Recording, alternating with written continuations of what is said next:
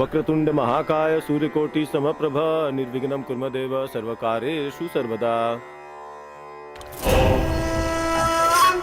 कुछ हो कहा रघु बाबू, तोहार भाई विभूति बाबू अपना जीवन में एक ही काम अच्छा कैले बड़े, जे हर साल गंगा स्नान के समय पूजा पाठ करके अपन पाप उतारे ले। का कहते पंडित, ये पुण्य के काम कर ले? मतलब तू कहल का चाहत रे पंडित कि बाकी काम वो पाप वाला कर ले? ना रे पंडित ना। रघु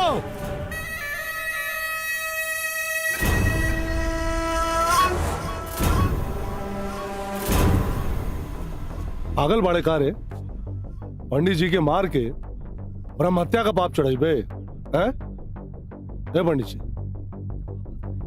ये रघु हमार भाई ना शेर है। ये बेर तो बचा लेनी, लेकिन आगे से ध्यान रखा कि अगर कोनो आंख हमारी तरफ उठेला, ये खाली आंख ना निकालेला, हड्डी चबा चला, दोबारा ना बचा पाए। ठीक है, चलो रे।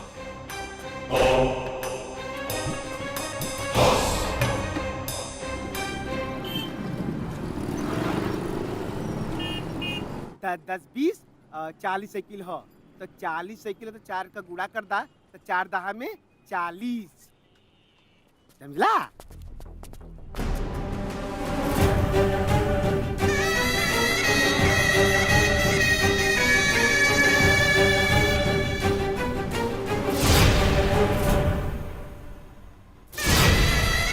तू समझला?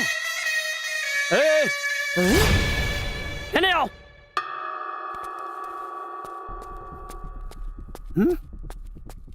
कहा रे? हमारे तो गुरु करने लगे कि स्टेज से बाहर फेंक दिया, लेकिन हमें के खाली गिरा के छोड़ दे लिया।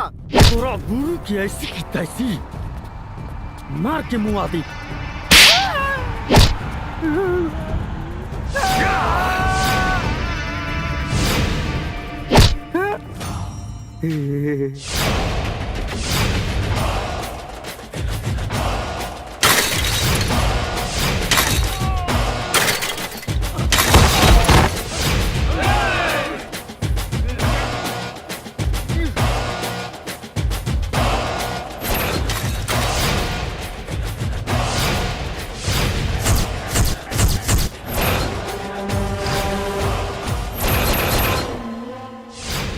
बोर्ड पढ़ ले, एजा उधारी या भिखारी दुन्नो बंद बा। आज तक खाली झटका देके छोड़ रहल बानी। अगर आज के बाद राजा के स्टैंड में मंगनी में बाइक लगैले ना, तू आ तोर बाइक दोनों के तुर के फेंक दे। मार साला की।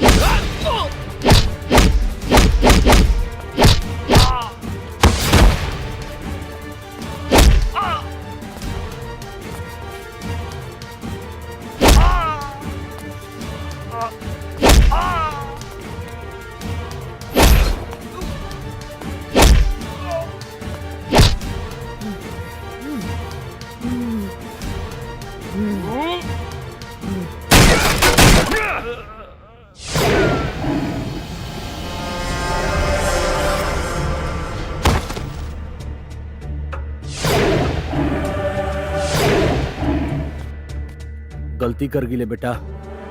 शेर के शिकार और राजा के पीठ पर वार करे वाला ना आज तक बचल बा ना बची।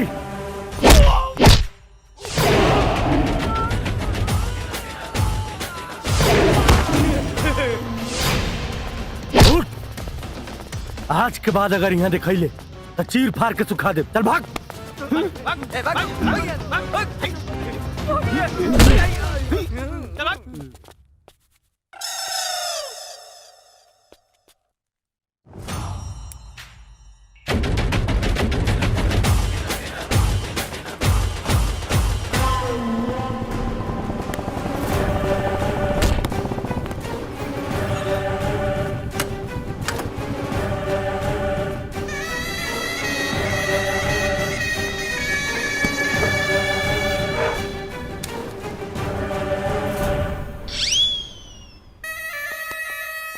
अरे रघु बाबू, ई का हुआ? कहीं गिर गिरा के आए हैं का? लग रहा है अखिलेश बाबू को न साण वाण से टकराए हैं, वही चढ़वा इनके उठा के पटक दिया है। आप लोगों को लगने से कि हमको जौन हुआ है वो हम ही ना बताएंगे कि आप अरे अरे अरे, तो चलिए आप ही बता दीजिए।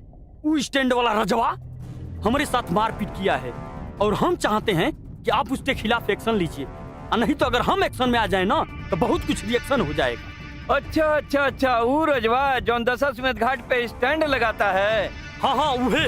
बाप रे बाप, उसका ये मजाल जो आप जैसा धाकड़ आदमी को रगड़ दिया। एगो बात बताइए, आप हमारा मजाक उड़ा रहे हैं कि उसका बड़ाई कर रहे हैं? चलिए चुपचाप हमारा केस लिखिए। हम एगो राय दें आपको। देखिए ये सब केस वेस छोड़िए, ऐसे ही दोनों भाई पर इतना मुकदमा है। महाराज काहे ला केस वेस के चक्कर में पड़े हैं? झूठों हूँ जिंदगी भर पछताते रहिएगा महाराज, अजुरा के मर जाइएगा इस सब में एकदम। तो आप लोग क्या चाहते हैं? हम उसे छोड़ दें, ऐसे ही जाने दें, हाथ पे हाथ धरे बैठे रहें? अरे अरे अरे अरे, हम ऐसा काहे चाहेंगे? अगर वो गलती किया है तो आपके सामने बुला के लगाते हैं 2 डंडा। अरे सूरज बाबू। जी सर। यहाँ वाह। बोलिए सर। तनी रजुआ को फोन करके बुलाइए। जी साहब। ये लीजिए पानी पी।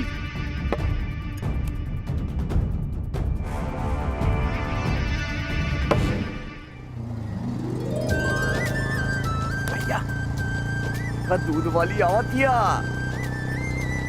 ए दूध वाली, आधा लीटर हमरो के दूध दे।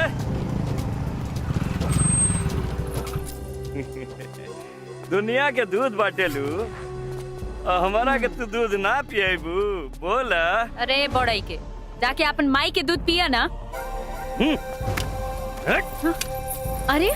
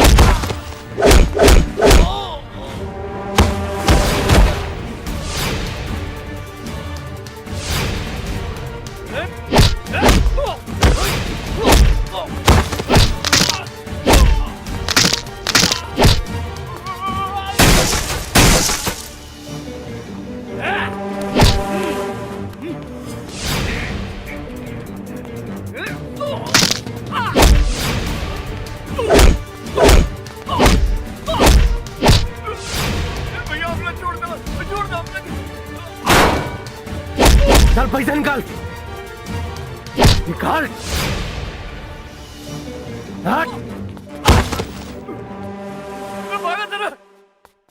इला जितना नुकसान भइल बा ओकर भरपाई काट के बाकी मुंह दिखाई समझ के रख लिया। तहर कपार पे लागता कि ढेर आशिकी सवार हो गई। सुधर जा, ना तो मार के ना टंगड़ी तोड़ दे। हमरा आस्की में कितना दम्बा इता वक्त इला पे बताई। कतनो नानुकुर करबो उठा के तो हम ही लेके जाए। हेलो। का राजा, बड़ी हाथ गोड़ चला था, जल्दी से थाना पहुंचा। ठीक बा।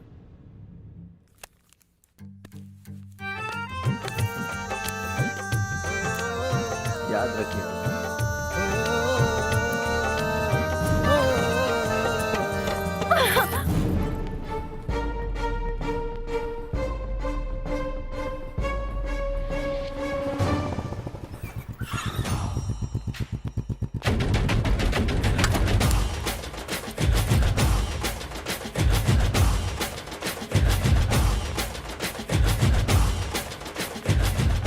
बैठिए बैठिए।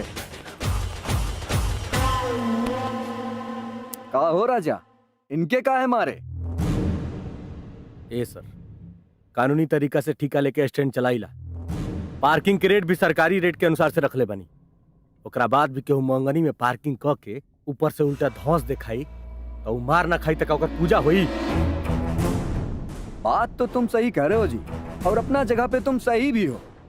का हो रघु बाबू, इतना बड़ा आदमी होके ये भिखारी जैसा काम करने का क्या जरूरत था? अरे दे देते 10-20 रुपया।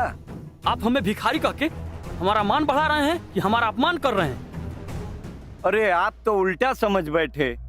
अरे कब से आपको हम समझा रहे हैं। अरे कम से कम अपने आप का नहीं तो अपने भैया का तो ख्याल कीजिए महाराज। अरे गुस्सा थूकिए और अपने घर जाइए, हम राजा को समझा देंगे। चले।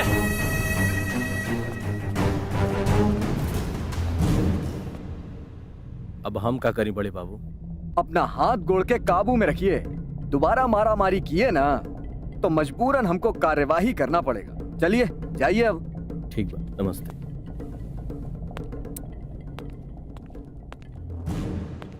राजा के साथ इतना ढिलाई का है सर?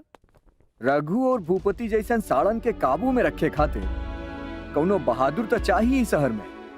ना तो ये दोनों भाई मिलके शहर में जंगल राज मचा दी है। और राजा ही बहादुर हा जवन ही दोनों के नकेल कस के काबू में रखी। अच्छा। और हमनी के काम भी ई है करी। 110, 120, 130, 140, 150। बिल्ली काट ले बाकारे। का इन्हें सोने घुमताड़ू? मुंह न कान, बीच में दुकान। मार के ओकर कपार ना रंग देनी ना तो हमार नाम बसंती ना। काहे ऐसन बन बनात बाड़ू? अपन मुंहवा पे ताला लगल, हमरा पैसा गिने में दिक्कत होकता। टेंशन से हमार कपार दुखाता आ तहरा पैसा की पड़ल बा। अच्छा, तेरा कौने बात के टेंशन हो गई? उ बिपदा अभद्दा फिर आयल रहे आज। के राजा आयल रहे का? मुस्कुरा दिलू ना। हाँ उहे। हाँ तो आइए गई तो का हो गई? तो का हो गई? अरे हमरा दुकान पे आके हमार कुल धंधा चौपट कर देलस। तो एक दिन धंधा चौपटे हो गई तो का हो गई? भूखे मर जाइबू का? तरफदारी करत आलू ना, तहार इहे तरफदारी के कारण उ सहक गइल बा। ढेर प्यार अगर आवता तो समझा दी है ओकरा के। हमरा दुकान के आसपास भी भटकल ना तो मार के उनकर ना उतना कुछ दे। हे भगवान, पता नहीं लड़की के उ भला आदमी से कौना दिन की दुश्मनी बात। जब देखा तब ओकरे पीछे पड़ल रहले। ना परब लेके बैठा।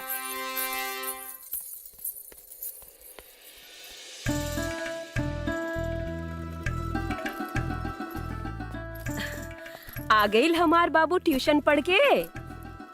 खाली ट्यूशने पढ़ के नहीं खियाल दादी, गर्मा गर्म खबर भी लेके आयल बनी। कैसन खबर रे? बसंती भौजी भेटाए रही है। कहत रही है तोहार होना पोता कल फेर के उसे मारपीट कैले रहले। साची कहता रे? तोहार किरिए दादी। और तो और कल बाबू साहब के थाने के चक्कर भी लग रहे। आज हम ओकरा के हाथ गोड़ तोड़ करके घरे ना बैठा देहनी तो हमू ओकर दादी ना। चल का रे? हैं? हमनी के मुआ के दम लेवे कारे मरकी लगम ना? हाँ? जब देख मारा मारी मार, जब देख मारा मारी। हैं? और मार हम इतना पिटबे तो के? और मार दादी और मार। इनकरा वजह से हमनी का हमेशा टेंशन में रहिले। अरे सुधर जो रे पीपत, सुधर जो। अरे ये हाल रही ना, न तोरे हाथ में हल्दी लगी न माथे पे मोरी चढ़ी। अरे अरे तो ये के बात? हमारा बियाह के चिंता तू मत कर दादी। हम तोरा के अजिया सस बनावे की व्यवस्था कर दिल बनी। अरे मुझोसा अपने अजियो से मजाक करा था। अरे ठहर जा, अब ये तो अरे तुरंत। अरे दादी, अरे अरे अरे लाग दे रे। मजाक करा था। अजियो से मजाक। अरे दादी तो छोड़ी। अरे अरे लागल रे।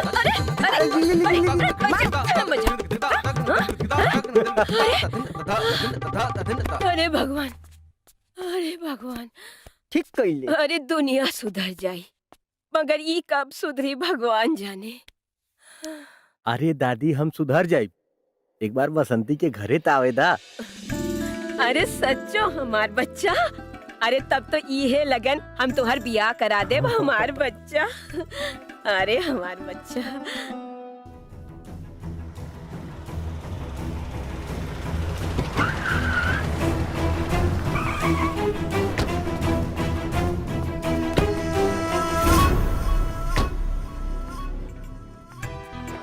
बेटा। देखिए ना पापा जी, हम मम्मी से स्मार्टफोन मांगा तनी उतर कहावा तारी। अरे तू मम्मी से स्मार्टफोन मांग रहल बाड़ू और वो टरका रहल बानी। इतना हिम्मत उनकर, हम उनके समझाते। अब वो टरकही है ना, फोन लिया के दे दिए तोहरा। हैं? अच्छा दीदी तबीयत कैसन बा? उनकर ब्याह कर दी तबीयत ठीक हो जाए। हाँ? ऐसा हम ना मम्मी कहत रही है। अच्छा अच्छा। हाँ रघु, जी भैया। वो रांची वाले से बात भइल रहे बिया के पारुल के, का खबर आइल बा उनका? वो 1-2 दिन में बतावे कहले बानो। दोबारा लड़का वालन के फोन करा और पूछा का विचार बा उनका। जी भैया। हाँ? और हाँ, ये वीडियो सब आइल बने, इनकरा की मीटिंग में मिले चल। जी भैया। चला चलिए वीडियो साहब।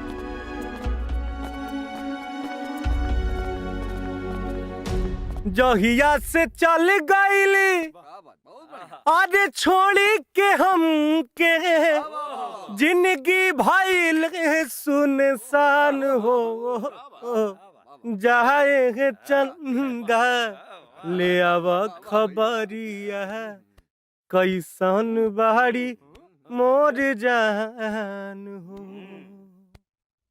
का गुरु का चंदा चंदा करो ताड़ा दिन बा, जा सूरज भगवान से गुहार करा, शायद तोहार गुहार सुन ले।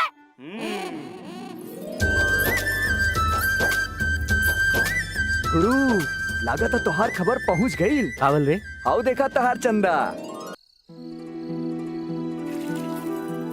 राजा के बारे में का सोच ले हा बबुनी? हम काहे सोचब ओकरा बारे में? केहू राजा नाम धैला से राजा हो जाई का? राजा होई चाहे ना, बाकी एगो बात तो पक्का बा कि हम अपना खातिर राजा से बढ़ के दामाद ना खोज सकीले। ए बबुनी तनी नीमन से सोचा ना, का कमी बा उ लइका में? इज्जत से स्टैंड चला के 4 गो पैसा कमावेला, अपन पूरा घर परिवार के संभारता।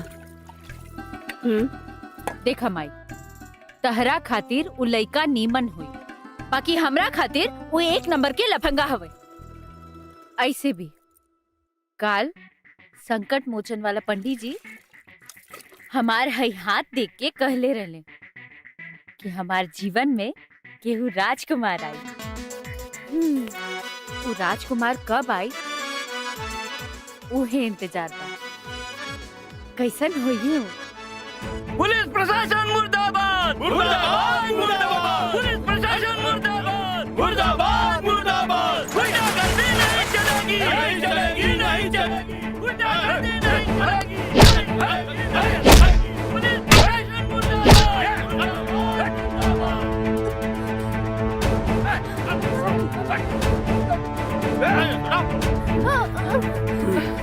हमारी मांगे पूरी करो, पूरी करो। भैया तनी बढ़ा दो जल्दी। अरे चाची देखा ना, नेता लोग एकदम परेशान करके रख ले बड़े। देखा पूरा जाम बा। अच्छा तू रुका, हम देखा तनी। हाँ हम देखा तनी, तू रुका। ए बहू तनी देर संभाला, बच्चा तनी देर संभाला, हम आवत तनी, तू देखिए। हाँ हाँ ठीक है चाची, ठीक है। जा जल्दी जल्दी देखा, संभाल कर। हमारी मांगे पूरी करो, हमारी मांगे। ए बेटा हमार पतुहा का तबीयत बहुत खराब बा, अस्पताल जाए के बा, हमरा के जाए दा बेटा, जाए दा हमरा के। तोहर ए बेटा नहीं चलेगी।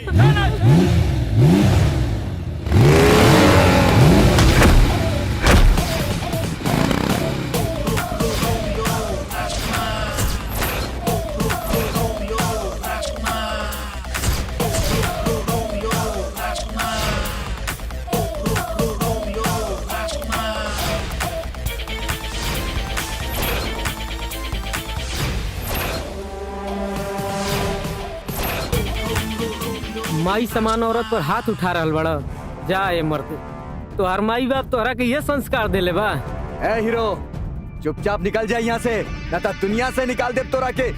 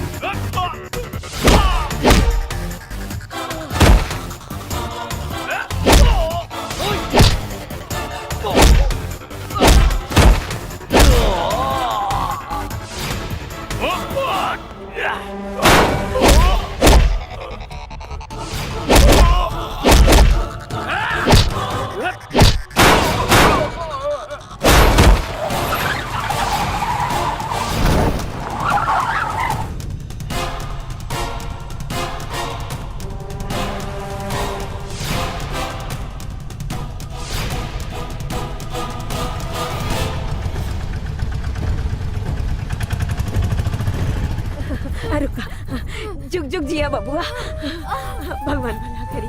जुग जुग।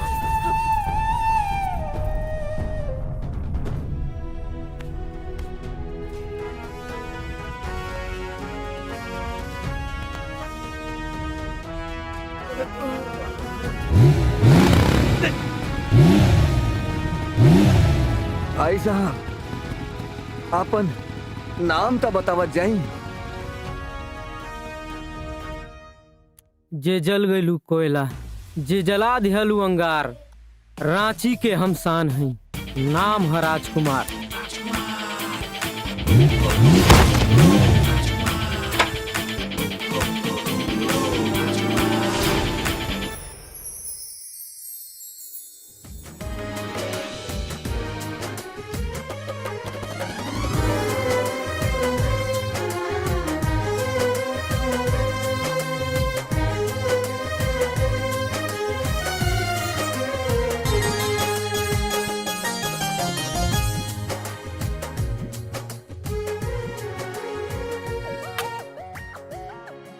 अरे वाह, बिना दिवाली के दिवाली मना ले लू बेटिया। बनाइब का है ना, आज हमार भैया इतना दिन के बाद मामा के यहाँ से आवत रे। हाँ, ये बात तो बिल्कुल सही कहा तड़ुआ है। हमार कुर्ता गंदा कर देलू। ज्योति, क्या होता सब? सुना, हम राजकुमार के पसंद के पनीर पकौड़ा और रसमलाई बना देले बने। अब अपना भैया खियावे के तुहार काम। ठीक बा माई, हम खिया दे।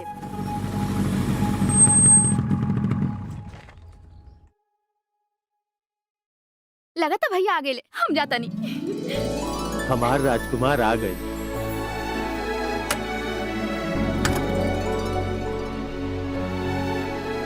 भैया, भैया। का बात बा छोटी बड़ा खुश बाड़ू आज? भीतर ही चला, ऐसा बात बताए कि तू खुश हो जाए। अच्छा चल चल।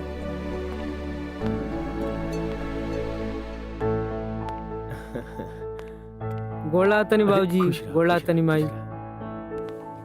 कैसन बाड़ू माई? क्या बात बा माई, कोनो लॉटरी लागल बा का? लॉटरी तो ना, लेकिन लॉटरी से भी ज्यादा लागल बा बेटा। अच्छा। हाँ।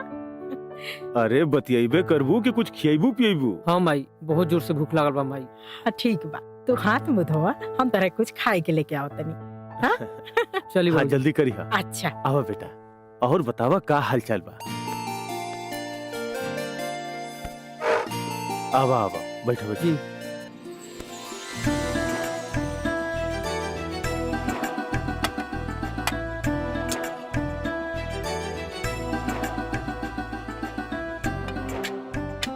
वाह, क्या बात बा माई, आज सब कुछ हमरे पसंद के बनल बा।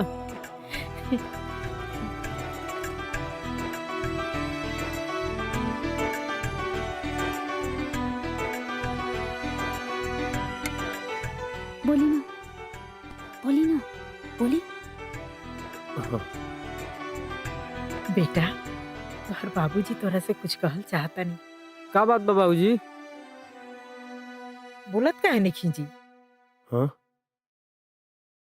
तहरा खातिर बनारस से एगो बहुत बढ़िया रिश्ता आइल बा। भैया मान जाइए। हम सोचता नहीं कि तू एक बार बनारस जाके उ लोग के देख सुन लो। अब ना मत कहिया बेटा, हमरा पतो लावे के बड़ी श्रद्धा बा। जब आप सबके रिश्ता मंजूर बा तो हमरा देखला सुनला के का जरूरत बा माई? ना बेटा, जरूरत बा। उ कहा उ लड़की की जिंदगी तोहरे संगे बीती, ओकरा देखल सुनल बहुत जरूरी बा तोहरा खातिर। तो का कहताड़ा? आप सबके आदेश भला हम कैसे ठुकरा सकेनी माई? आप सबकी ये इच्छा बात हम जरूर जाब देखे खातिर। वाह बेटा वाह, हम ये सुनल चाहत रहने। अच्छा, हम भूपति जी के फोन करके अभी आवता नहीं। हाँ बताई, का विचार बनल राउर? राजकुमार रउआ लड़की के देखे खातिर जाता रे। अरे ये तो बहुत बढ़िया बात बा। ठीक बा, हम इंतजार करब। जी हाँ बेटा, मम्मी के बता दा कि पारू के देखे खातिर लड़का रहा। दीदी तारा। अरे देखी देखी, दामाद जी आ गए।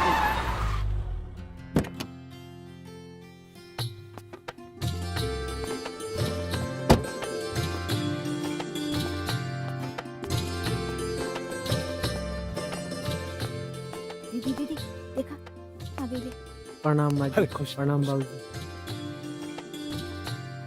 देखो ना जीजा जी बहुत सुंदर बड़े ना। आई अंदर चलिए। चलिए अंदर चलिए। बेटा रास्ता में कोनो तकलीफ तो ना ना भाई? बिल्कुल ना बाबूजी। सफर में थक गई लो कब ली जूस पी ली जीजा जी। पारुल चाय लेके आवा।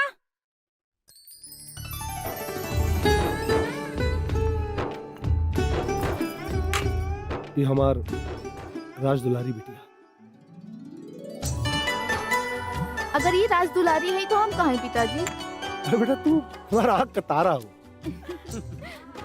बेटा बाबू के लिए आके उनका कमरा दिखा दो। सफर में थक गई है, आराम करें। जा बेटा चलिए जीजा जी। आराम करो। पारुल तो के लड़का पसंद बना? भगवान करे हमरा बेटी के चेहरा पे ऐसे ही मुस्कान बनल रहे।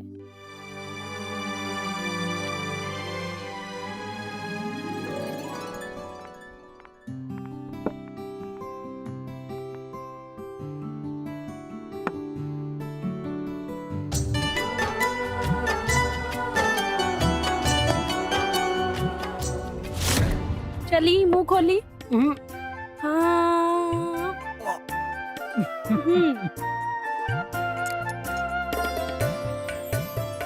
भले सूरज देवता एक दिन खातिर उगल छोड़ती, लेकिन हमारी बिटिया अपना पापा के अपना हाथ से गुलाब जामुन खियावल ना छोड़ सके।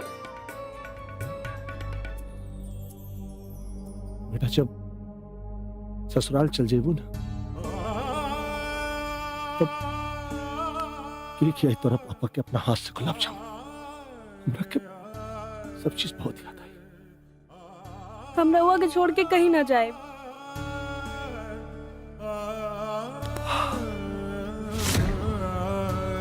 ए जी का भाई बेटी पर आई हो जाए सोच के दुखी बनी?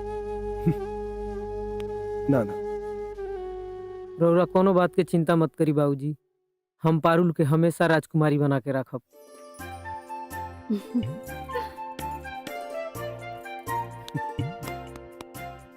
हम कल राजकुमार के पूरा बनारस घुमाई। ना ना रघु तू ना, राजकुमार के पारो लेके घुमाई। ये बहाने बनारस भी घूम ली हैं और एक दूसरे को समझो का मौका भी मिल जाए।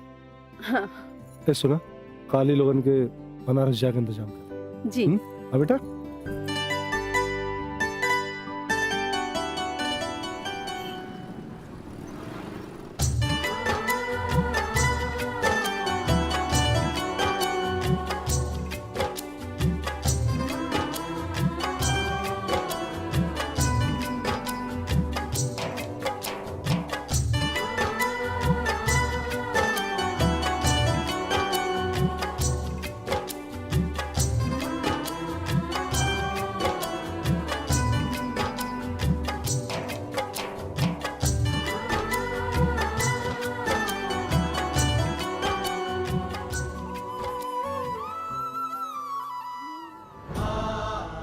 बाबा भोले के साथ अन्नपूर्णा जहाँ विराजी, वो हमारी प्यारी काशी है। यहीं से है शुरू जिंदगी, यहीं मरकर मोक्ष पाना है। गंगा किनारे शिव की काशी, यही अपना ठिकाना है। अच्छा ये कौन घाट है? ई है रीवा घाट। एकरा बगल में बा 80 घाट, जहाँ गोस्वामी तुलसीदास रामचरितमानस के रचना कैले रहलन। और हमहू आजकल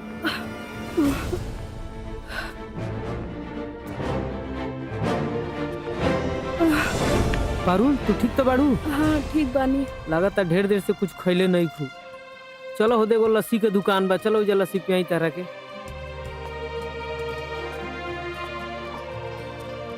ए दोगो लस्सी दा ना।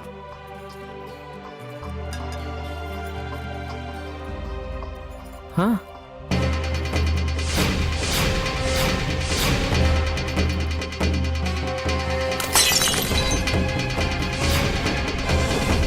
राजकुमार जी तो वो ठीक तो बानी ना? हाँ हाँ हाँ ठीक बानी ठीक बानी। 10 रुपए के गिलास तोड़ देला हमार। सॉरी सॉरी, हम तोहार पैसा दे दे। ठीक बा। वैसे तो हर नाम का हो? हमार नाम बसंती है। का तारा साथे हम एगो सेल्फी ले सके नी? वो का है? यादगार खाती।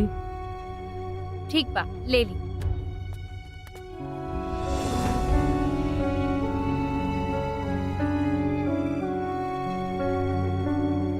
चली, बहुत पी लेनी इनकर लस्सी।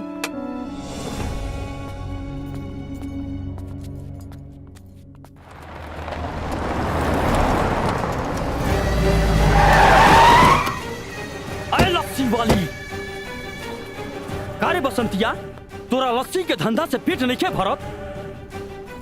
यही से अमीर घर के लड़कन के फांसे के धंधा चालू कैले बड़े का? ई का बकवास करे तारे? राजकुमार हमारा घर के होखे वाला दामाद हूँ मैं। तोर हिम्मत कैसे भइले उनका संगे चिपक चिपक के फोटो खिंचावे की? अच्छा, अब समझ में आई कि तोरा लस्सी के धंधा से पेट नहीं भरत, यही से ही नया धंधा चालू कैले है। अबे भूतनी के, धंधा करत होई है तहर माई या बहिन। हट! तोर इतनी औकात के हमार बहन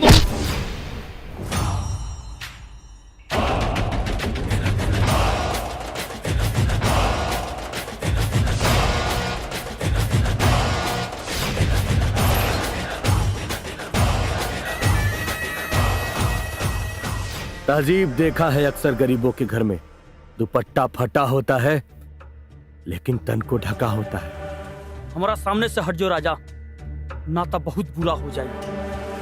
हम एकरा के ना छोड़। अच्छा चल ठीक बा, हिम्मत मत बसंती के छू के दिखाओ, तो ऊ हालत करब कि पानी छुए लायक भी ना रहे।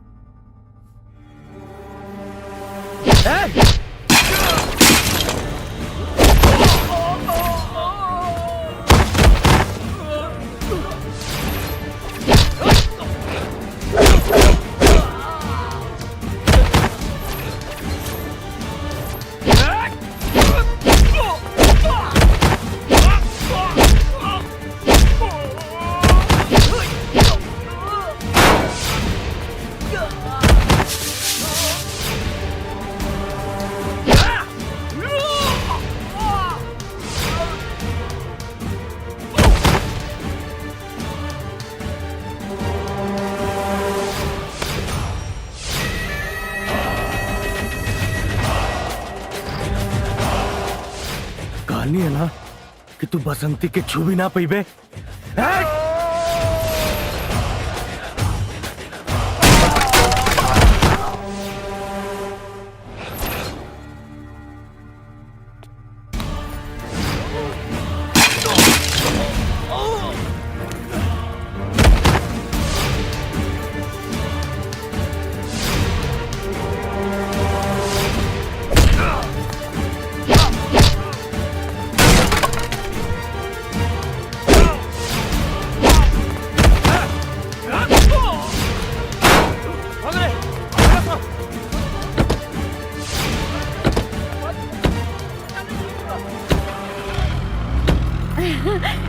जिया राजा, एकने की बैंड बजा के तू हमरा के अपन गुलाम बना दिला। आई love you. A I love you तनी कंट्रोल में। जब हम भाव देत रहनी तो बड़ा ताव खात रहलू। अब राजा के तारा में कोनो इंटरेस्ट नहीं है। बैठ के घून लगावत रहा अपना जवानी में। हम चलन।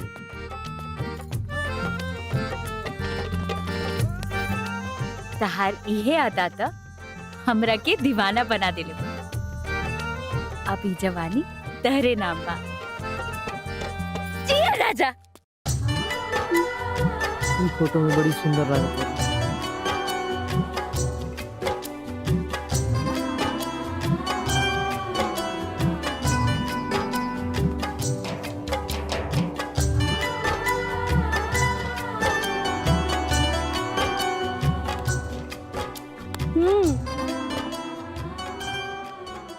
सुना ना दूधनाथ, हमरा से गल खेतरी मत करा, समझला ना। साल बाद तहरा से दूध हम ली और लगन के बेरा तू दोसर के दूध बटबा। एगो काम करा, कल से हमार दूध बंद कर दा। चाची तनका दही मिली का? ए बबुआ, छटाको भर दही नहीं खे। आई इतना रात में दही के का जरूरत पड़ गई? दादी घर में कटहल के सब्जी बना दिले बड़ी, जौन हमार भैया के पसंदे नहीं खे। यही से दादी कली है रउआ घर से दही लेके आई जौने से हमार भैया दही रोटी खा सकस। ए बबुआ रहित ना तो हम जरूर दे देती। काहे झूठ बोला तारू माई, घर में दूधू हड़िया दही रखल बा। के खाई राजू? हमार भैया। है नहीं आओ, इले पकड़। दही तहार भैया खाती ना, हमार सैया खाती। ठीक बा। चल जो अच्छा से खिला दी। का रे छोरी, हम जब रजवा के नाम लेत रहनी तो हमरा काटे दौड़त रहलू हैं? अब सूरजमुखी नियन मुहवा खेल गइल। तू ना समझबू, जा जाके सूता। हम तो सुतबे करब।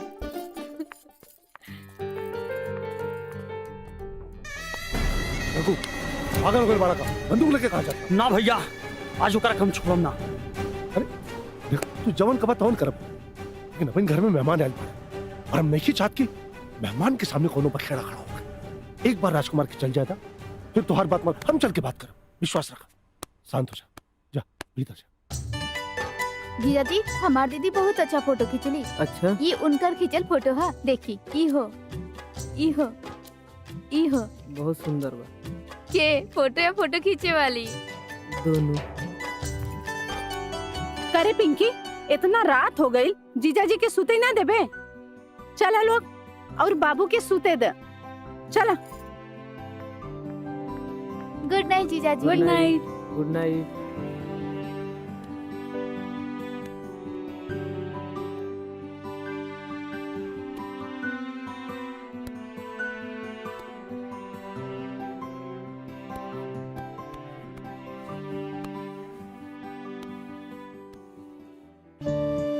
अच्छा लगल बेटा, हमनी के आओ भगत में कोनो कमी रह गइल हो कहता नजरअंदाज कर दिया। और हाँ, अपना बाबूजी के हमरा तरफ से प्रणाम कर। जी बाबूजी। रहुआ इला समन के घर में 2 दिन तक गुलजार रहल, समय कैसे बीत गइल पते ना चलो। हमके भी ये जगह आके और आप सबके प्यार पाके बहुत मजा आ गई। खुश रही बाबू। ई रखी। ई कहा माँ जी? ई हमनी का आशीर्वाद है बाबू, एकरा के रख ली। रख बेटा, ज्यादा कुछ तो ना कह, बस इतना कह कि जितना पूरा जिंदगी में कमोले बने सब तोहनीय का, सब तोहनीय के खुशी खातिर बा। खुश रह बबुआ। आई कुछ पैसा बा, अपना खातिर कोट पैंट सिवा लिया। अरे ना जीजा जी, इतना पैसा लेके हम का करब? अच्छा तू ही बता दे राती से हम तारा खातिर का भेज दी। जितना जल्दी हो सके हमरा द्वारा पे दूल्हा बन के आ जाए। अच्छा ठीक है। चलो।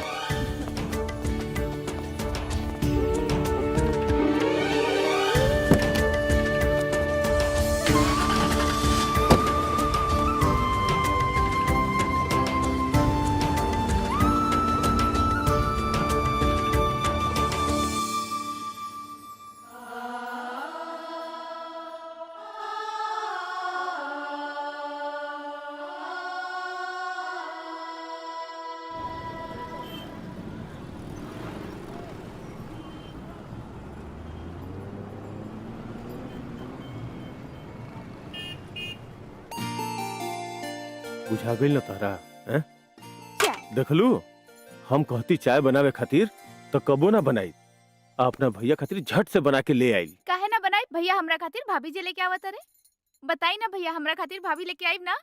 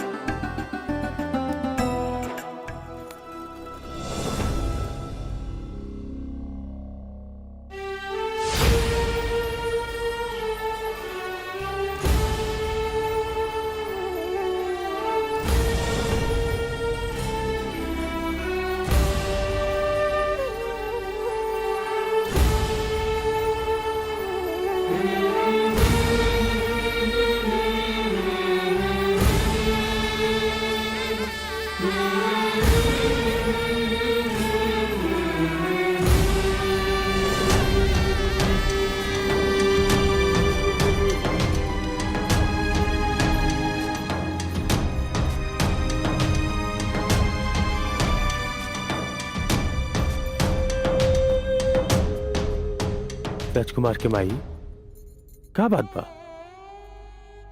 हम देखा तानी तो हर चेहरा के रंग उड़ल उड़ल बा। का लड़किया में कोनो पै बा, खराबी बा? बाजी फिर वो लड़की के बारे में ना, हम रागिनी के बारे में सोच के परेशान बनी। रागिनी? हाँ। अरे बीच में कहां से आ गई रागिनी? ये बबुआ फोटो ले आइल बना, रागिनी के फोटो है।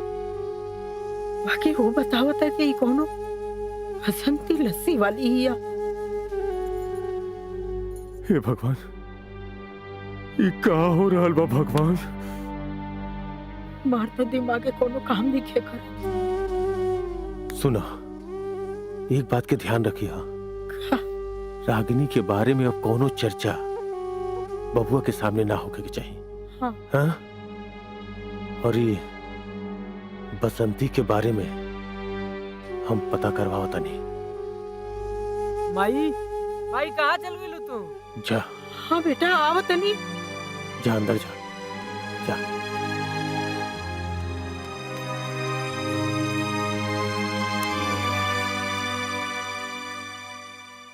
हे भगवान,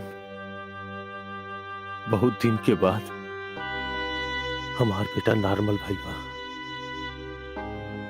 फिर होकर साथे ऐसा कोनो बात ना होके भगवान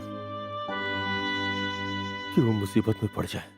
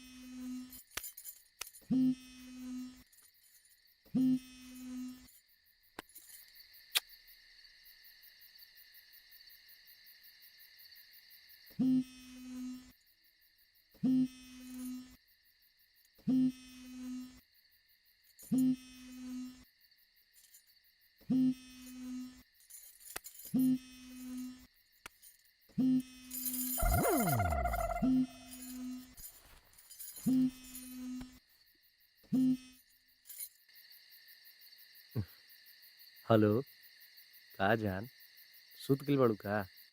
जे मोहब्बत के आग में जरत होगी ओकरा भला नींद कैसे आई और चैन कैसे आई?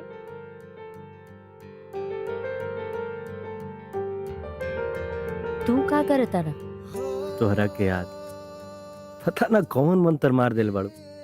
तोहरा बिना कुछ निके नहीं खेला। मंतर तक तू मार देले बाड़ा। हमरा के पागल बना देले बाड़ा। पागलपन तो हम तहर छोड़ाई ब्याह के बाद। चलो ठीक बाफी रखत नहीं। Love you. I love you two.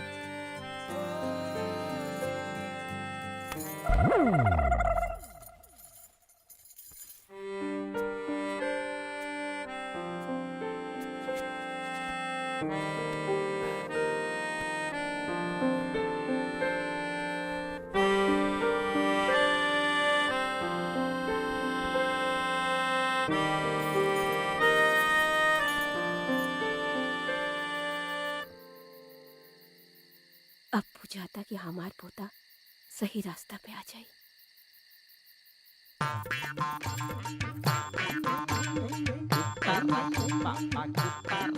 बहुत सही जा रहल बिया हमार बिटिया।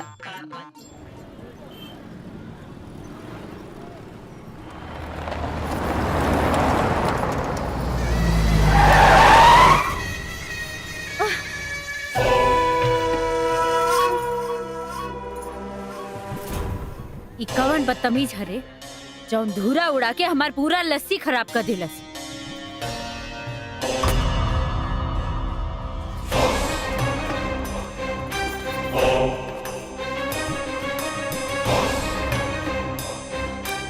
वो दिन तोरा यार के नौटंकी खून के खूंट पी के बर्दाश्त कर गई। काहे मरना समरा भाई के? ई बतिया अपना भाईये से पूछ ले रहती ना त एहिजा आवे के जहमत ना उठावे के पड़ी। उतना पूछ रहल बानी उतने का जवाब दे। ए बाबू साहब एक बात बता दी, कल तक राजा खाती हम पराई रहनी, बाकी अब हम ओकर ना होखे वाली लुगाई बानी। कल त तहरा भाई के छोड़ दे, हाथ लगाई ना तो जिंदगी भर खाती अपंग बना दे। चल ठीक, बुला बुला अपना यार के। हम तो देखी ते मौगा का हाथ पकड़ ले बाड़े या मरद के। राजा बियाह भइला ओकरा पहिले इतना चिल्ला करू, बियाह के बाद तो लागत कि बहिरे बना के छोड़बू। हाई देखा तहरा से के मिले आइल बा।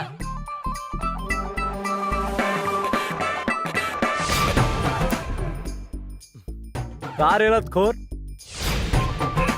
काहे बेर बेर पिटाई खाती हमरे सुझा जलस। राजा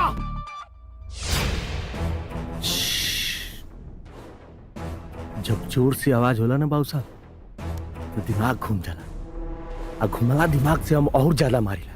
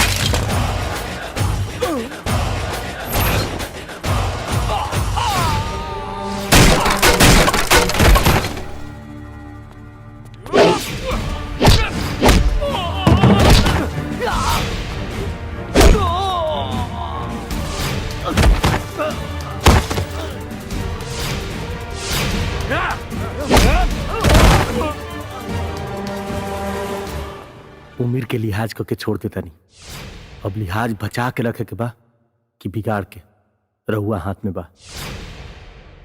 हर हर महादेव।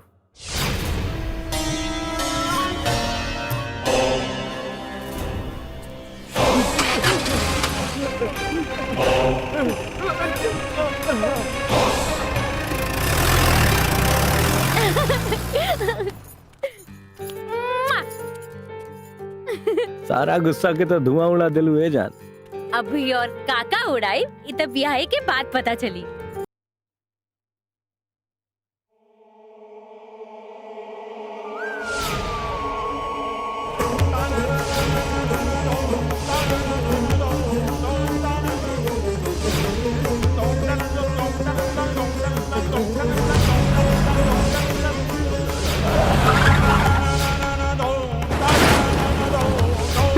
हो सकत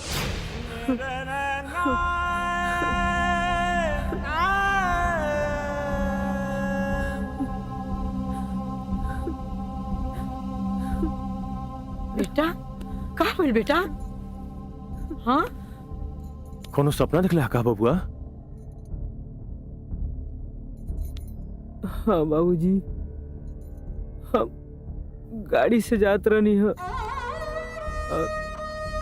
हमरा साथे बसंती रली है और अचानक से एगो जोरदार एक्सीडेंट भइल है। ई सब हमरा साथे का हो रहल बा माई? ई सब हमरा साथे का हो रहल बा? अरे बेटा, ये एक बुरा सपना है, एकरे के एगो बुरा सपना समझ के भूल जा। ना माई ना, बसंती से जरूर हमार कोनो रिश्ता बा माई। जब से हम बसंती से मिल के आइल बनी तब से ही हमारा साथे हो रहल बा माई। तो के हमार के लिए अगर ओकरी बारे में कुछ भी जानत होगबू तो हमरा के बताओ माई, बताओ।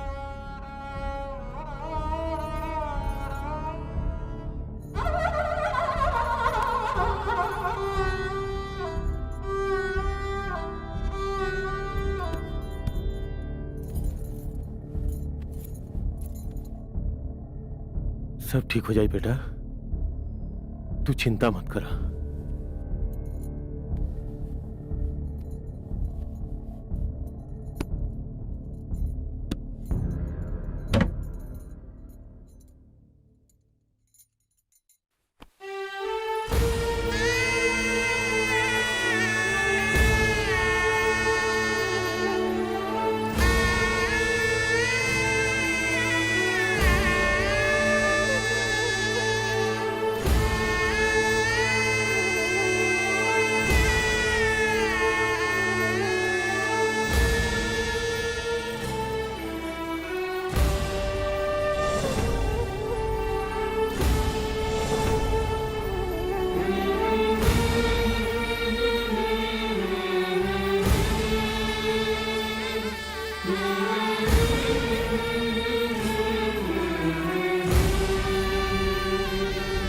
माई ई का ई रागिनी है तोहार मेहरारू।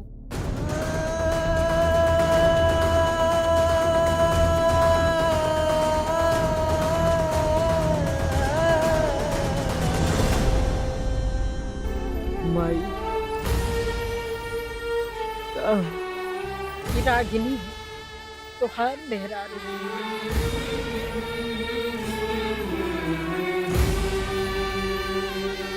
देख बसंतिया की हमरे राजा के बारे में तू सब कुछ जाने लू। हाँ? अरे जॉन है जैसन है तू तो सब जाने लू, लेकिन हाँ अपने घर परिवार के प्रति बहुत जिम्मेदार है। अच्छा अब बतावा का करे के करे के का बा?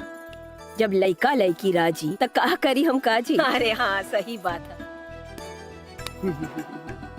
अच्छा देखा, न दान न दहेज, हमरा कुछो न चाहिए। अरे जब जोड़ी बनिए गईल बा तब पंच पटीदार के सामने बिया हो जाई। तोरा कोनो ऐतराज? भला हमरा काहे ऐतराज होगी? हमरा खातिर त ये खुशिये के नु बात बा। हाँ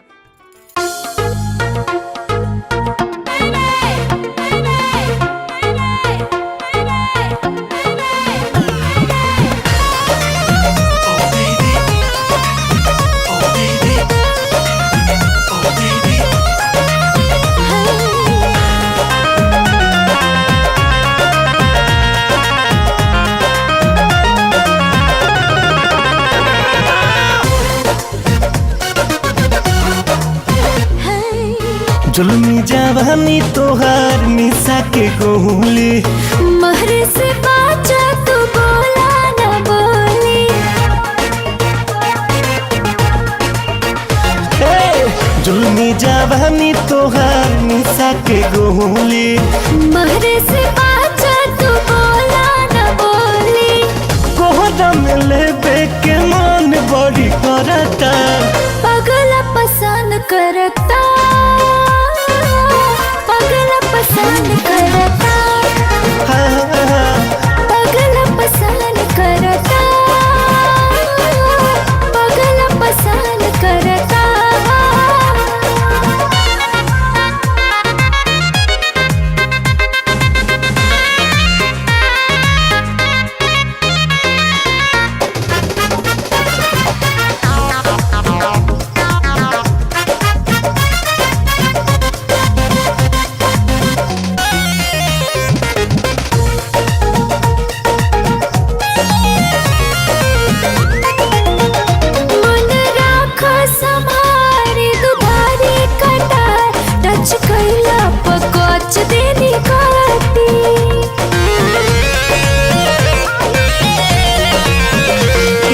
कुदरत के देह बड़ी लागल बने, तनी छुआला से तोहर का घटी। मन राख समारे दुधारी कटा, टच कैला पकोच देनी काटी। इहाँ कुदरत के देह बड़ी लागल बने, तनी छुआला से तोहर का घटी। धइले धइल सुगी धान तोहर सरता, पगला पसंद करता, पगला पसंद करता,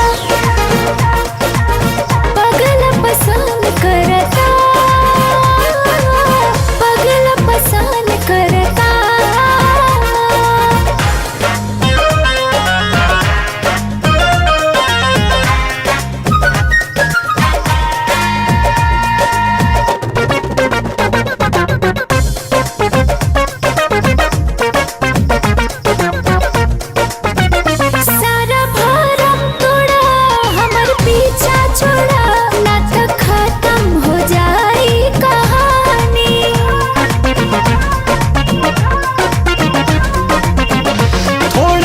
खर्चा होई ढेर चर्चा होई तोहर परचा भरा जाई रानी। सारा भारत तोड़ा हमर पीछा छोड़ा ना तो खत्म हो जाए कहानी। थोड़ा खर्चा हो रे ढेर चर्चा हो रे तोहर परचा भरा जाई रानी। मनवा मिजाज हमर टन टन करता पगला पसंद करता पगला पसंद करता पगला पसंद करता पगला पसंद करता।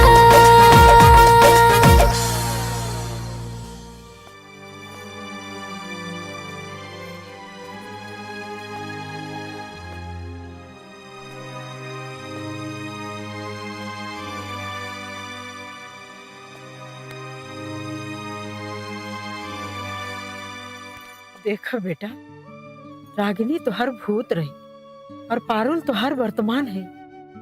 बस हमने ये चाहता तू रागिनी के भुला जा और पारुल से दिल लगा ला। बेटा, जिंदगी में कोनो न कोनो ऐसा हादसा हो जाला कि जेकरा भुलैला में सबके भलाई होला। हम अपना और रागिनी के बारे में सब कुछ जानल चाहता नहीं माई। हमके वो सब कुछ बतावा।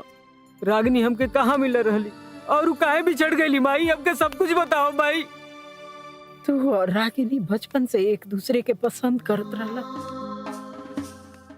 और देखते देखते वो पसंद कब चाहत में बदल गई पता ही न चला।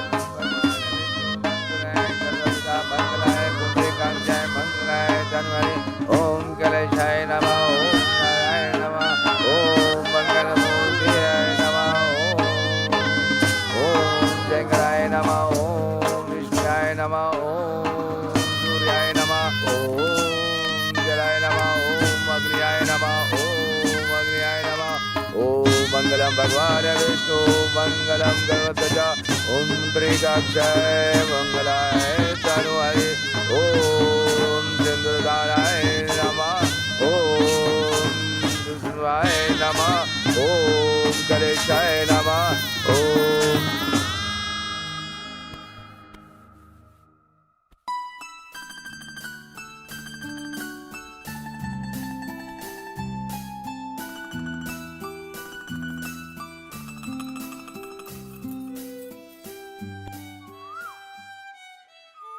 खाए पी के कुल सामान रखवा देले बड़ू ना? सब रखवा देले। ला बेटा भी आ। बेटा कुल सामान गाड़ी में धरा गई? हाँ बाबूजी धरा गई। अच्छा ऐसा काम करिए बेटा कि मनाली पहुंच के एक फोन जरूर कर दिया। ठीक बा बाबूजी। और बेटा हमारे पतों के खास ख्याल रखिए और माई। मुझे बहुत ठंडा लगेला इसे इनका के गर्म कपड़ा पहना के रखिए। ठीक बा माई। ठीक बा अब जाई। हाँ बेटा ख्याल रखिए। खुश रह बेटा, यात्रा शुभ हो के तू लोग के। खुश रहो बेटा।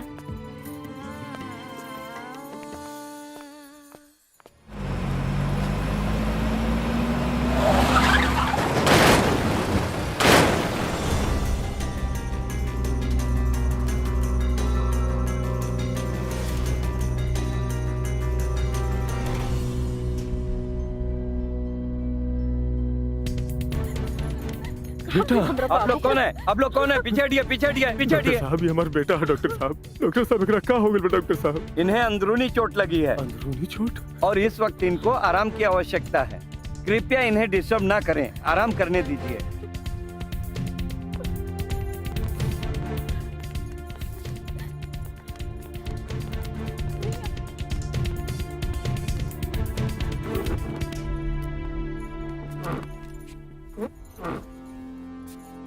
डॉक्टर साहब हमरा बेटा के साथ हमारे पतो भी रही। वो कहाँ बड़ी डॉक्टर साहब? सुना है गाड़ी के साथ ही आपकी बहू गहरी नीचे खाई में गिर गई। उन्हें बहुत ढूंढा गया पर वो मिली नहीं। प्रभु का शुक्रगुजार कीजिए, किसी राहगीर की नजर आपके बेटे पर पड़ी और वो लाकर इस हॉस्पिटल में एडमिट करवाया, इसलिए आपके बेटे की जान बच गई। ओ, ये जो जब वो एडमिट हुआ था उसके हाथ में फंसा हुआ मिला था। हे भगवान, अभी हमारा बेटा के हाथ के कंगन भी ना सुखे, ये हमने के नसीब सुखा देला। एक बात और, ज्यादा चोट के कारण ब्लडिंग ज्यादा हो गई है, जिस कारण से माथे में फ्लोर्स जमा हो गए हैं। हो सकता है वो अपनी यादाश्त को खो देवे। डॉक्टर साहब, अब हमारे बाबू को वो ठीक ना हुई है। ऐसी बात नहीं है, आप धैर्य रखिए, ईश्वर पे भरोसा रखिए। दवा दुआ जारी रहेगा तो वो निश्चित रूप से ठीक हो भी सकता है। पर एक बात और, इस घटना का जिक्र कभी भी अपने बेटे से नहीं करें, नहीं तो उसके दिमाग पर और दबाव आएगा और यह केस और भी कॉम्प्लिकेटेड हो जाएगा। ठीक बा डॉक्टर साहब, वो दिन से हम ही करेजा पर पत्थर रख के तोहरा से ये बात के छिपौले रहनी जा बेटा।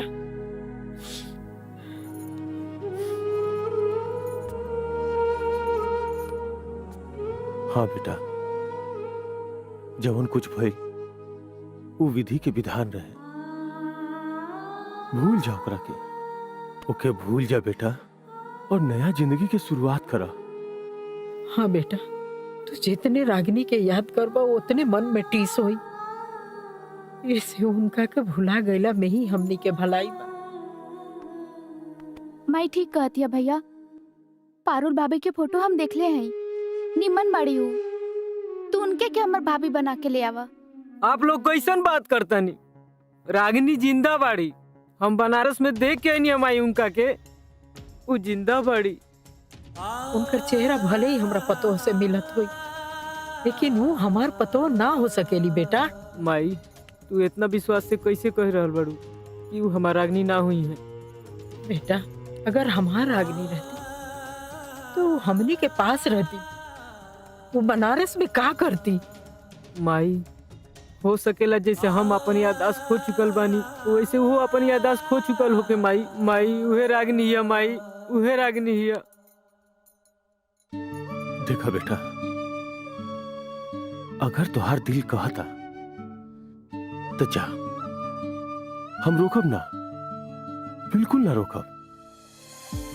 अगर हमार पतो रागनी है तो के सम्मान से घर पे ले आओ, जा। ठीक बा बाबूजी, ठीक बा माई। हाँ।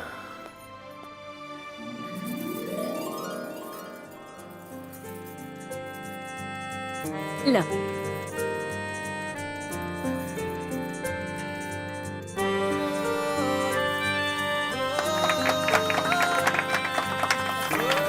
इला।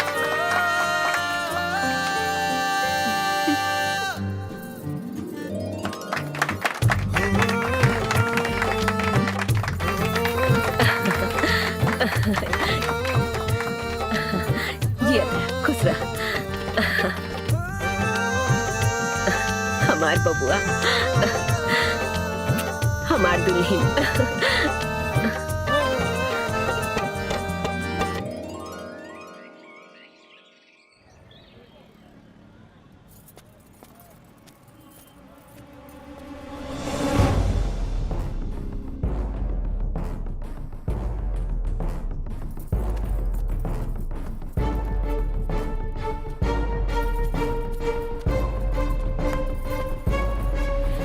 टांग पे टांग चढ़ा के ऐसे सुतल बाड़न जैसे ही 5 स्टार होके।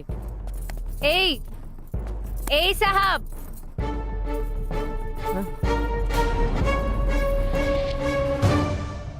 तू उहे हवा ना जे हमार 10 रुपए के गिलास तुड़ले रहे? आप का तुरे आइल बाड़ा? आज तूरे ना तोहरा के संगे ले जाए आइल बनी। हेलो, एजा लस्सी बिकाला, लस्सी वाली ना। तू कैसन बात करता रू रागिनी? तू हमके पहचानत काहे नहीं खू? का हो गइल बा तोहके? रागिनी? कौन रागिनी? तू हो हमार रागिनी। घर चल, माई बाबूजी ज्योति सबके तोहके याद करता। हम राजा के बसंती है, कोनो रागिनी नहीं की। ऐसन मत कह, तू हमार मेहरारू हो। हाँ। तहार हिम्मत कैसे भइल हमके मेहरारू कहे के? सराफत से समझावत आनी, चल जाए एजा से, ना तो ठीक ना हुई। पहले पकड़ो, जल्दी से पर्ची काटो, टाइम निकल।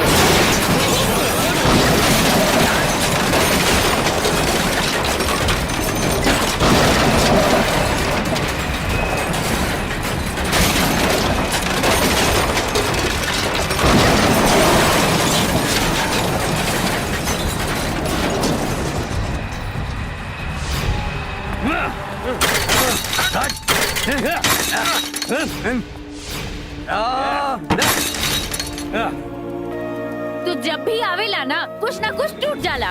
बस।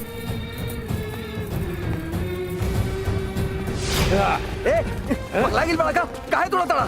अरे पागल का कुल मेरे तोड़ ताड़ कुल मिला। ए चल हट, ना ता तोनी लोग भी तोड़ा जाइबे। तारा लोगन की हिम्मत कैसे भइल ई कुल करे के? चला हटा। अवैध अतिक्रमण के मामला बा, कोर्ट के आदेशानुसार अतिक्रमण हटावल जा रहल बा। सरकारी काम काज में टांग अड़ेबू ना तब भीतर हो जाइबू। अच्छा, बड़ा आइला भीतर करे वाला तहरे लोगन के ज्यादा पता बा का? अतिक्रमण हटावे से पहले नोटिस भेजे के पड़ेला। एक बेर नहीं 10 बेर भेजे गई।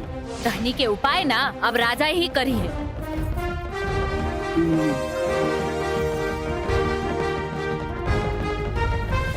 राजा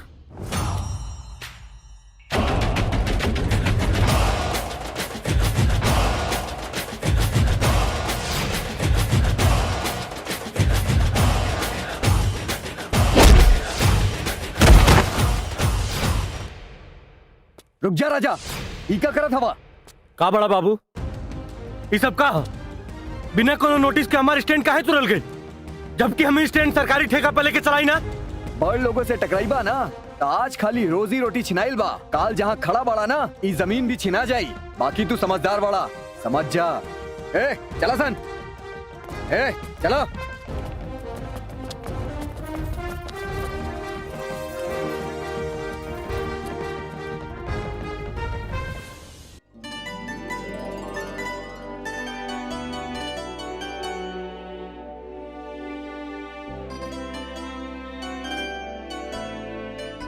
कैसन बाणी समधी जी? देखिए हाल चाल तो सब ठीक ठाक बा। पहले ही बताएं कि राउर घरे राजकुमार पहुंचल बाड़े कि ना? राजकुमार बनारस में? जी। कोनो विशेष प्रयोजन?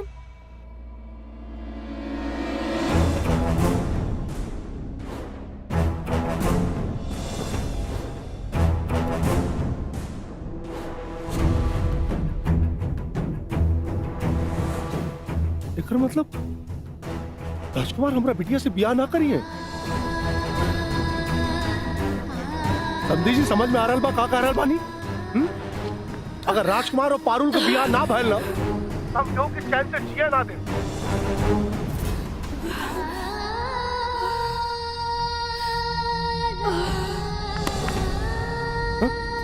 पारुल, पारुल है बेटा, पारुल।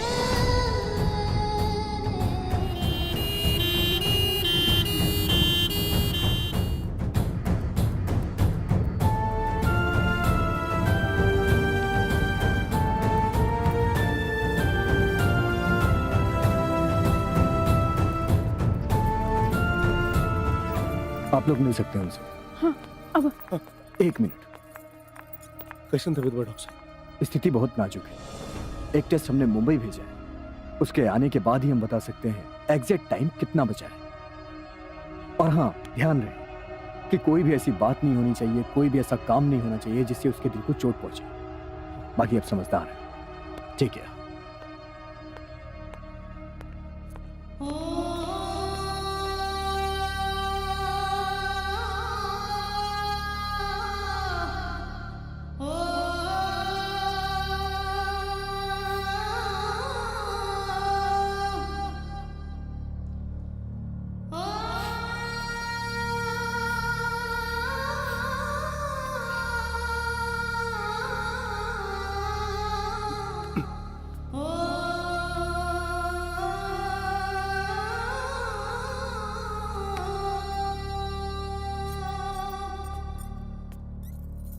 कुछ ना हो तो रखे।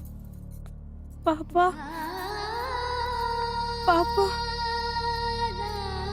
हाँ बेटा, राजकुमार जी से हमारी शादी ना होएगा। काहे ना हुई?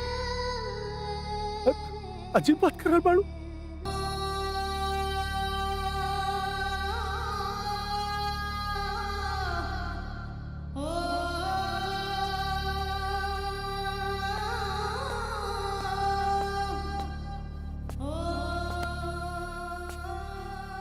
का बात बा भैया, इतना अनहार घर में काहे बैठल बानी?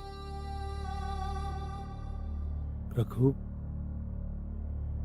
हर इंसान के जिंदगी में एक ऐसा समय आवेला जब उजाला से ओकरा के डर लगे लगेला। हम आज अपने आप के बड़ा विवश महसूस कर रहा बानी। जेकरी दहाड़ के आगे पहाड़ भी झुक जाला, वो आदमी आज बेहोश कैसे हो सकेला भैया? का कारण बा? बोली आज हम वो कारण के ही मिटा दे। रघु, जौना लड़की की वजह से हमरा लड़की के खुशी छिना रहा है, वो लड़की के उठा लो। ठीक बा भैया।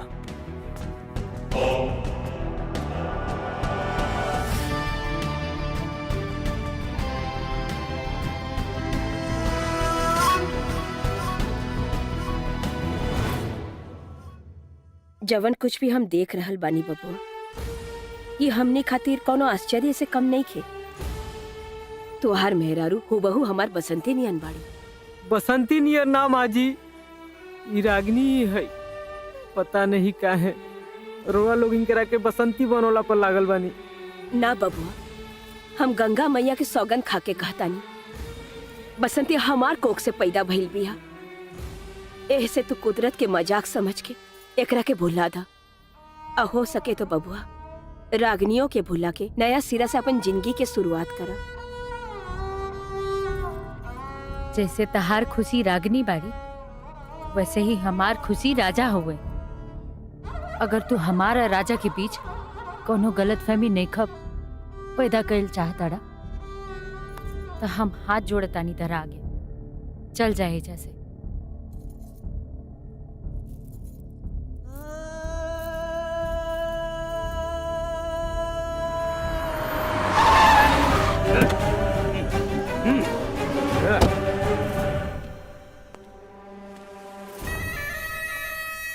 कुछ हो कहा, बाकी लइका बड़ा शरीफ बा।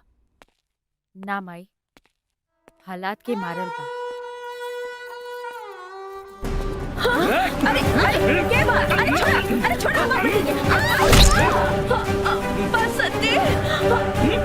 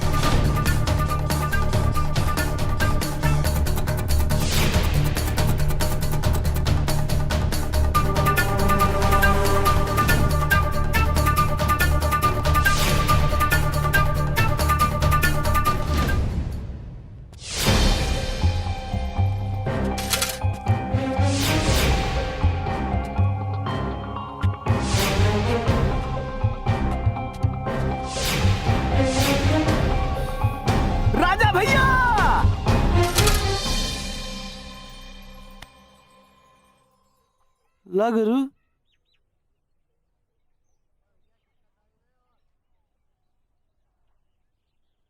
का गुरु कहीं बियाह के बाद भूल तो ना जाइबे भाई। पागल है का?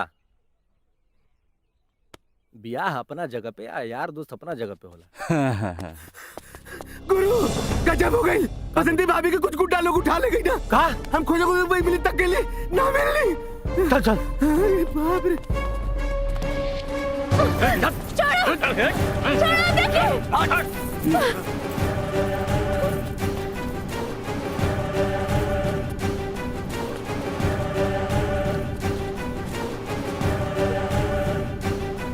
ख्याल रखा से कर।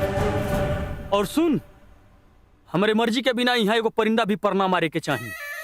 चलो सरे। पता कर। जी भैया।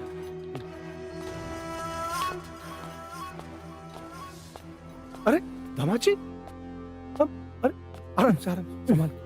हाँ संभाल। अरे रहुआ बनारसा में रहने और हमने की खबर तक नहीं की। बाबूजी वो एगो जरूरी काम से आई रहनी। अच्छा। हड़बड़ी में रोआ से मिलना पैनी।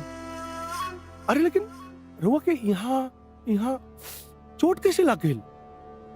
एगो छोट हादसा हो गई रहे, लेकिन आप चिंता मत करी, अब हम बिल्कुल ठीक बानी। अरे चिंता कैसे न करी दामाद जी, रहुआ हमारा घर के होखे वाला दामाद है। हाँ। और हमनी के इस शहर में रहते हुए आपके कुछ हो जाए तो इस शहर में हमनी के रहले से फायदा का। लेकिन अब चिंता के कोनो बात नहीं कि हम बिल्कुल ठीक बानी। हाँ ना पर यहाँ ना रहते बाबू। चलिए घर चलिए, घर चलिए। अच्छा बाबूजी। हाँ संभाल आराम से। आ जाओ बेटा आराम से। अरे सुनो तारू हो, ए पारुल कमाई। हाँ आवत बानी। अरे देखा था केकरा के लेके आइल बानी। आयु दादा ई का भइल बाबू के? कुछ ना भाई, तनी से चोट है बाबू। ले जा आराम कराओ। अरे बहुत लागल बा। अरे कुछ ना हो, मत घबरा, आराम से जा बेटा, संभाल के। चलो बाबू।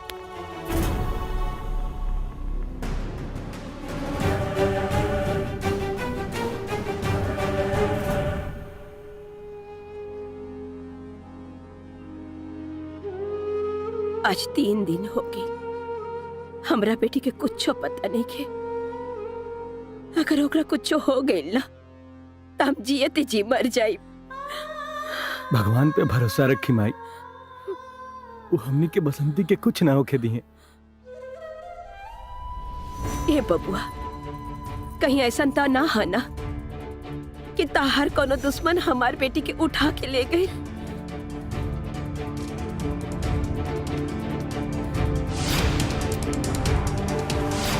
आजा।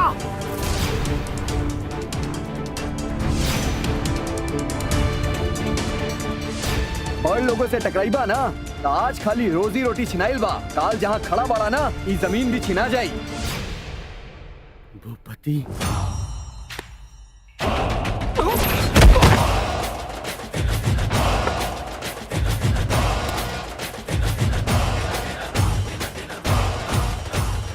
भूपति, ब्लैक में मनी, कुंडली में शनि और राजा से दुश्मनी, ये तीनों बहुत खतरनाक होला। हमार मान तो भंग कर दे गंदा खेल। कहे से कि खेल में हम तोर बाप हैं। तोर दिलेरी के दांत दे हमरा दुआरी पे खड़ा होके हम रही के धमकी दे रहा। धमकी ना, चेतावनी देता नहीं।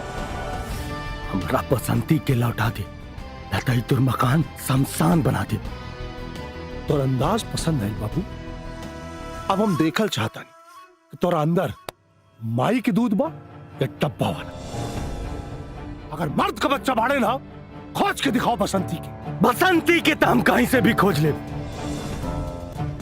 अगर ओकरा बाद अगर ही पता चलल ना कि ये कांड में तोर हाथ बा तो ऐसन तुरक ना खा पैबे ना धो पैबे। राजा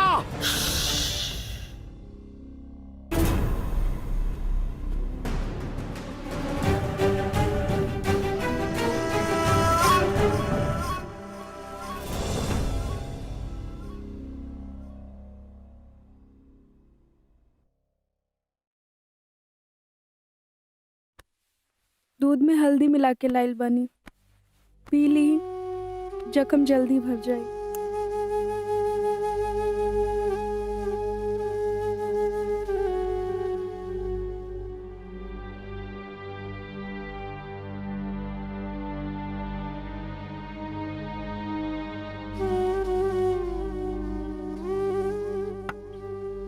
ऐसे का देखा तारू? एगो बात पूछी? पूछा। हम सुंदर नहीं की का? तो उससे सुंदर चीज भगवान ने धरती पर कुछ नहीं बनौले। छोड़ी जी, अगर ऐसे ने बात रहल तो रहुआ हमसे शादी करे से इनकार काहे कहनी? इनकार हम ना, इनकार समय और हालात करौले रहे। अब का विचार बा? अब हमारी ये विचार बा कि तोहरा के बनारस से रांची लेके जाही। साचो? साचो।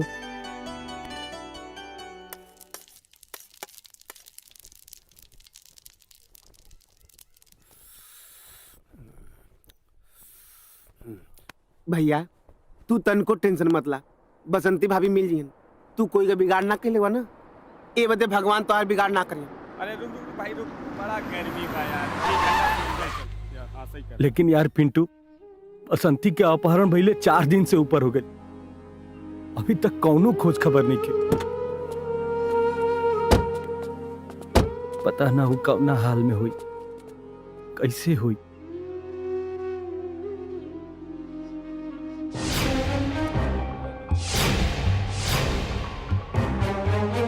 ए गुरु, ई वह गाड़ी है जोने गाड़ी से बसंती भाभी किडनैप भलनी।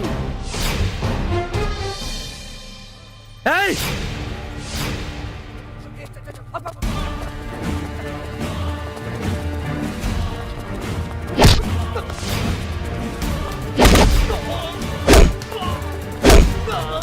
बोल, बसंती कहाँ भी है? मालूम की बसंती कहाँ भी है? अच्छा, तेरी गाड़ी की तरफ फिर। भूपति के भूपति!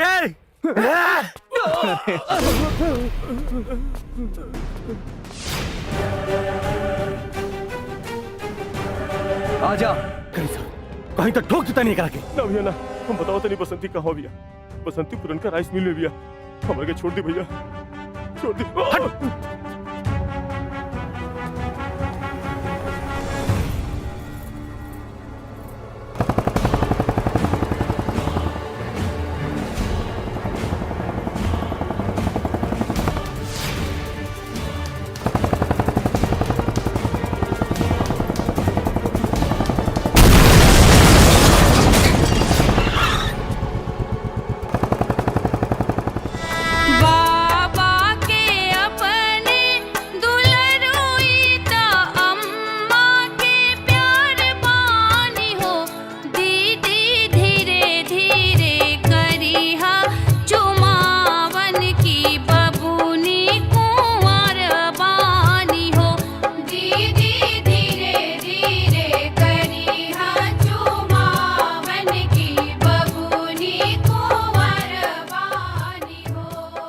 जीजाजी के हमरा दीदी से प्यार हो गई। प्यार तो हमके बहुत पहले ही हो गई बा, पारुल से भी और ये पिंकी से भी। अम्मा रची रची हर दिला गई हा की जात ससुरार बानी हो। अम्मा रची रची हर दिला गई हा की जात ससुरार बानी हो। पैसा लेके फूल वाला के दिया। नैहर के छोड़ी के आंगनवा पिया के संसार जानी हो। राजा!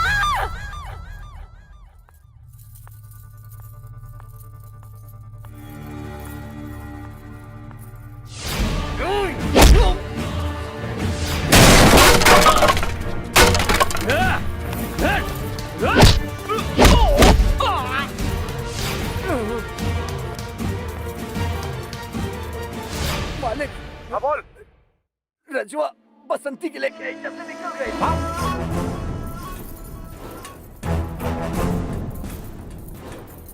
रख रघु। जी भैया। पारुल के ब्याहे में कौनो विघ्न ना पड़े के चाहिए।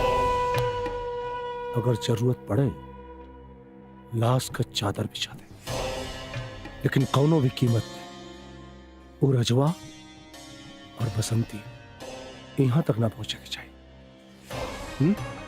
जी भैया।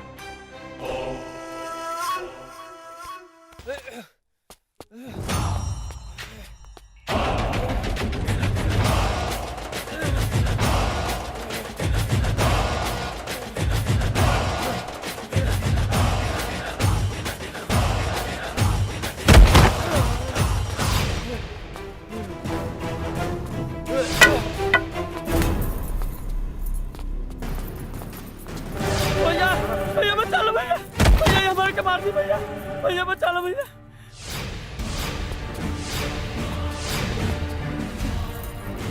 भूपति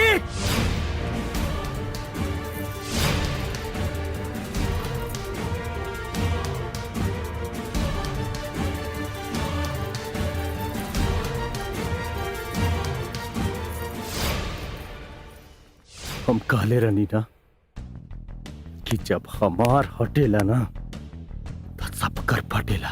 का होता है ये सब? ये सब अपना बाप से पूछा। एको बेटी के खुशी खातिर दूसरा के बेटी के अपहरण तक करा ला। काहे करौला हमारा अपहरण भूपति बाबू? यही से ना कि हम सामने रहती तो राजकुमार तहार बेटी से शादी न करते। अगर हम चाह लेब ना तो आज भी अपना आप के रागिनी बता के हर बेटी के खुशी छीन सकीला। पापा ये रउआ का कही नहीं पापा, बसंती के ऊपर हाथ डाले में रउआ शर्म तक ना आई। अरे बेटा बच करी मत छुई, आज हमके आपके पापा कहे में भी शर्म आवता। बस पारुल बस, अब एक शब्द और ना। का जाने लू तू अपना बाप के बारे में? बाबूजी काहे ऐसन कनी तक के बताई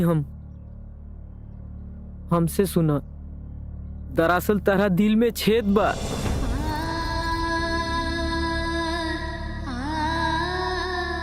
तोहार इच्छा रहेगी तोहार शादी हमरा से होखे।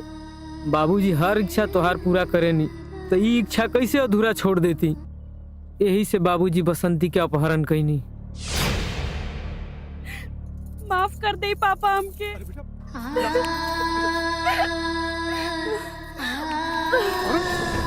अरुण, ए बेटा, ए मारू, दीदी, ए बेटा, मारू, दीदी, ए बेटा, मारू, दीदी, अरे क्यों पानी लेके आओ? अरे क्यों डॉक?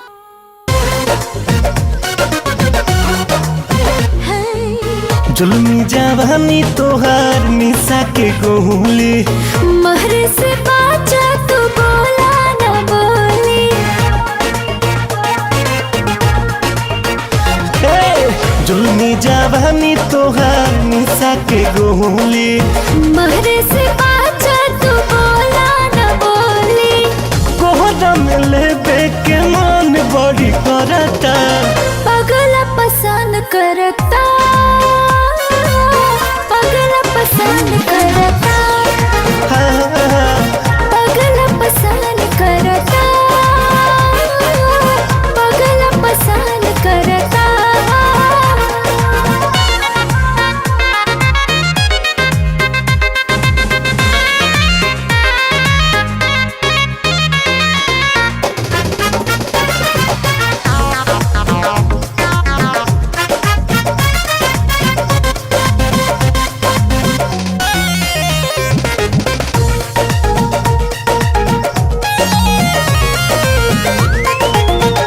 मन राखा समारे दुधारी कटार, टच कैला पकोच देनी काटी।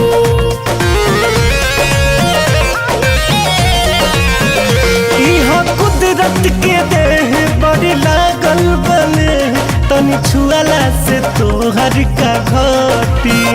मन राखा समारे दुधारी कटार, टच कैला पकोच देनी काटी। इहा कुदरत के देह बड़ी लागल बने, तनी छुआला से तोहर का घटी। धइले धइल सुगी भांग तोहर सरता, पगला पसंद करता, पगला पसंद करता, पगला पसंद करता, पगला पसंद करता।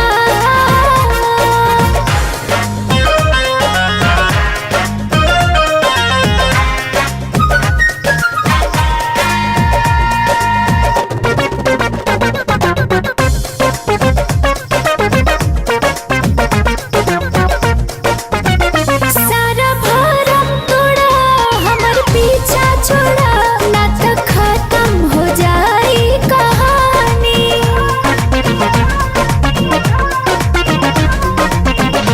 थोड़ा खर्चा होई ढेर चर्चा होई तोहर परिचा भरा जाई रानी। सारा भारम तोड़ा हमर पीछा छोड़ा ना तो खत्म हो जाई कहानी। थोड़ा खर्चा हो रे ढेर चर्चा हो रे तोहर परिचा भरा जाई रानी। मनवा मिजाज हमर टन टन करता